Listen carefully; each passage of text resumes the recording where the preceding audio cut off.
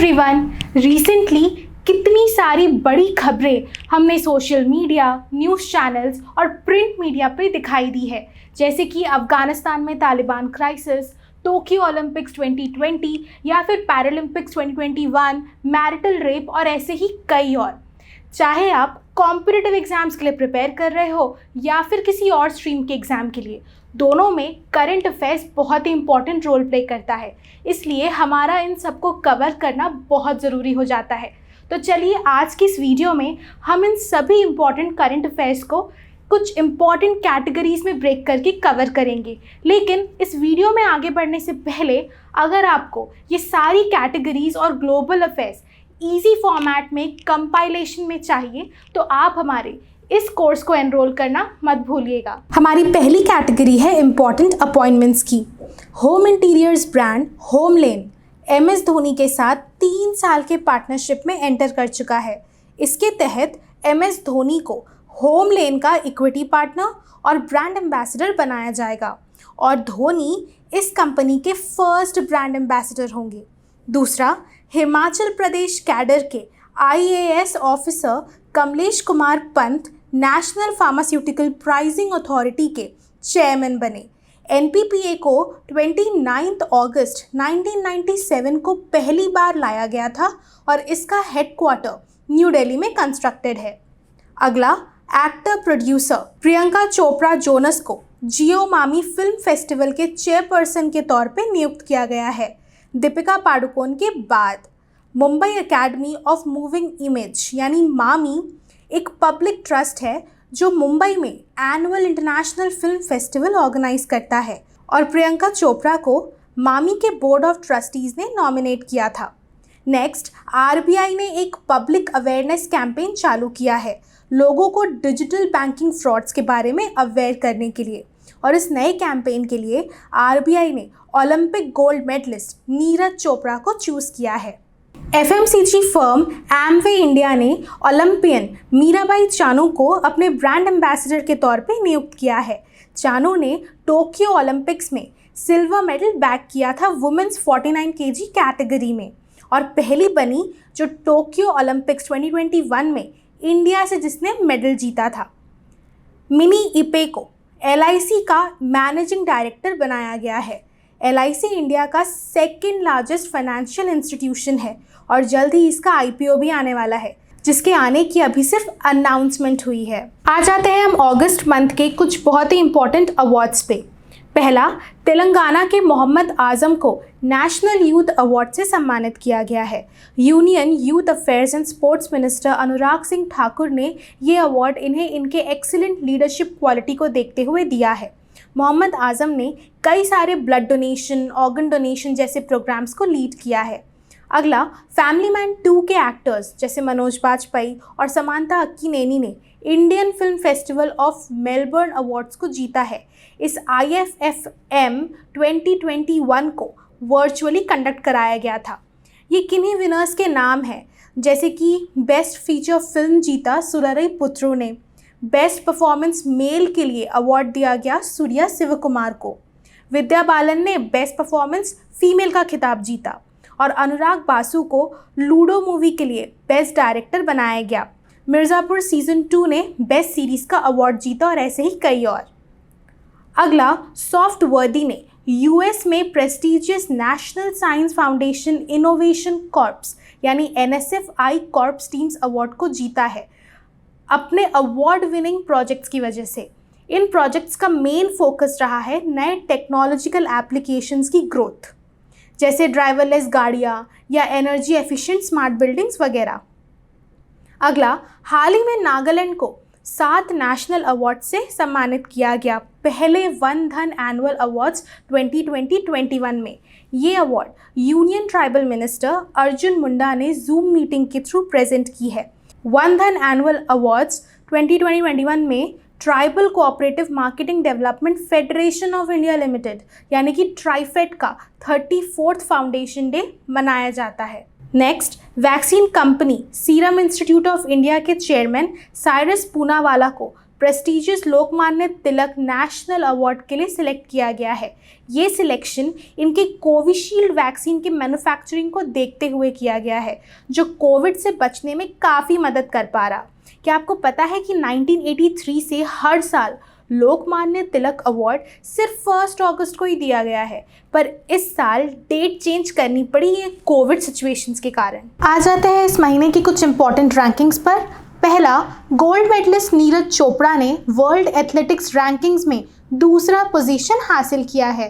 Tokyo Olympics में उनके outstanding talent को देखते हुए ये रैंक उन्हें दी गई है।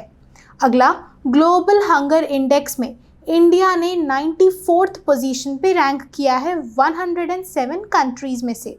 ये ग्लोबल हंगर इंडेक्स का स्कोर 4 चीज़ों पे दिया जाता है: under nourishment, child stunting, child wasting और चाइल्ड मोर्टेलिटी। अगस्त मंथ के कुछ इंपॉर्टेंट बुक्स और उनके ऑथर्स को देख लेते हैं।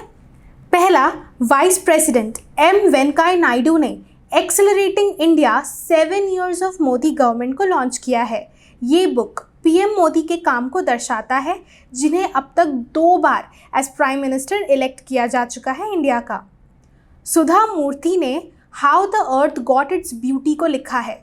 सुधा मूर्ति एक बहुत ही जानी मानी राइटर है इंग्लिश और कन्नड़ लैंग्वेज में, जिन्होंने काफ़ी सारी books, novels, short stories, non fictional write-ups वगैरह लिखे हैं। अगला, नॉवलिस्ट अनुराधा रॉय ने द अर्थ स्पिनर नाम की एक बुक लिखी है। ये नॉवल 2 लोगों के स्ट्रगल पे बेस्ड है, जो सभी प्रॉब्लम्स को दूर करके एक हैप्पी वर्ल्ड चाहते हैं। Wildlife biologist Sanjay Gubbi ने e book leopard diaries the rosette in India इस बुक को ऑथर किया है। ये बुक लेपर्ड्स के बारे में बताता है, जैसे कि उनका खान पान, इकोलॉजी या फिर कंजर्वेशन। लेपर्ड्स कैट फैमिली के 5 स्पीशीज़ में से एक है और सभी स्टेट्स में से मध्य प्रदेश में एकदम सही क्वांटिटी में लेपर्ड्स मौजूद है। पूरे देश का 26% तो मध्य प्रदेश में ही है। अगला, रमेश बाबू ने माय माज़ागांव इस नाम की एक बुक ऑथर की है। ये बुक माज़ागांव की हिस्ट्री बताता है, एक आइलैंड जो बहुत पहले बॉम्बे के साथ मर्ज हो चुका है। माज़ागांव को मराठी में अगर बोला जाए सो ये है माज़ागांव यानी माय विलेज। आ जाते हैं हम स्पोर्ट्स कैटेगरी की तरफ। पहला, union minister for youth affairs and sports Anurag Singh Thakur ने एक थीम सॉन्ग लॉन्च किया पैरालंपिक्स के लिए। इस सॉन्ग का नाम है कर दे कमाल तू। इस गाने को संजीव सिंह ने गाया है, जो कि लखनऊ के दिव्यांग क्रिकेट प्लेयर है। ओलंपिक गेम्स के बाद अब पैरालंपिक गेम्स भी टोक्यो में कंडक्ट कराया गया। टोक्यो पैरालंपिक्स 2021 में अगस्त मंथ के हिसाब से इंडिया अब तक 7 मेडल्स जीत चुका है, जिसमें 30 अगस्त को इंडिया का गोल्डन डे कहा गया है, क्योंकि इस दिन 5 मेडल्स जीते गए हैं। शूटर अवनी लेखारा इंडिया की फर्स्ट वुमेन बनी जिन्होंने पैरालंपिक्स में गोल्ड मेडल जीता है। डेब्यूटेंट सुमित अंटिल ने अपना ही वर्ल्ड रिकॉर्ड तोड़ते हुए F64 कैटेगरी में गोल्ड जीता और एथलेटिक्स में पहला। 2 time gold medallist Devendra Jhajharia ने मेंस जैवलिन थ्रो F46 में सिल्वर जीता है और एक और जैवलिन थ्रोअर सुंदर सिंह गुर्जर ने ब्रॉन्ज जीता। और last but not the least, Yogesh Kathuniya ने men's discus throw event F56 में सिल्वर मेडल बैक किया है। बाकी के 2 विनर्स हैं भवीना बेन पटेल ने टेबल टेनिस में और निशात कुमार ने मेंस हाई जंप में सिल्वर बैक किया है। नेक्स्ट, 15 साल के इंडियन ग्रैंड मास्टर रौनक साधवनी ने 19th स्पिलिमबर्गो ओपन चेस टूर्नामेंट को जीता है। नागपुर के रौनक ने 9 राउंड्स में 7 पॉइंट्स लेकर जीत हासिल की, एज इन 5 विन्स और 4 ड्रॉज। फाइनल राउंड के बाद भी टाई ही हुआ था, लेकिन बेटर टाई ब्रेकर स्कोर होने के कारण रौनक साधवनी ने टाइटल को जीता है। नायरोबी में 2021 edition of the world athletics under 20 championships की शुरुआत हुई, जिसे ओरिजिनली 2020 में कराना था, बट कोविड सिचुएशन के चलते इसे 17 से 22 अगस्त में कराया गया। नेक्स्ट, एशिया का बहुत पुराना और दुनिया का तीसरा पुराना फुटबॉल टूर्नामेंट दुरंत कप अब कमबैक कर रहा है 1 साल के बाद। दुरंत कप का ये 130th एडिशन कोलकाता में स्केड्यूल किया गया है 5 सितंबर से 3 अक्टूबर के बीच। दुरंत कप एक बहुत ही नामी टूर्नामेंट है जिसे पहली बार 1888 में लाया गया था एंड इसका नाम मोतिमर दुरंत के नाम पर पड़ा था। अगला है टोक्यो ओलंपिक्स के बारे में। टोक्यो ओलंपिक्स 2020 में नीरज चोपड़ा ने जैवलिन थ्रो में गोल्ड मेडल बैग की 87.03 मीटर्स के थ्रो के बाद पहले ही अटेम्प्ट में, वो भी नीरज चोपड़ा पहले एथलीट है जिन्होंने एथलेटिक्स में गोल्ड हासिल किया है एंड हिस्ट्री मार्क कर दी है।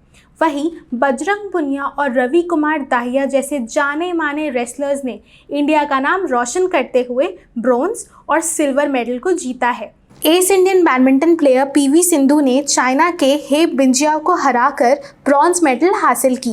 पीवी सिंधु पहली ऐसी इंडियन वुमेन बनी और सेकेंड इंडियन एथलीट जिसने इंडिविजुअल इवेंट्स में 2 ओलंपिक मेडल्स जीता है।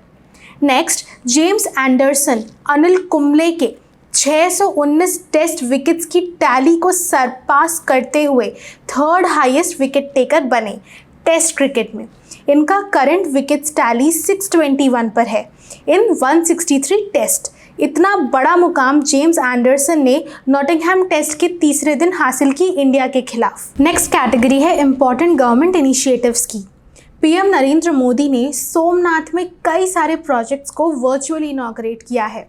इन इनॉग्रेटेड प्रोजेक्ट्स में इंक्लूडेड है Somnath promenade, reconstructed temple precinct of old Somnath यानी जूना और सोमनाथ एग्जीबिशन सेंटर।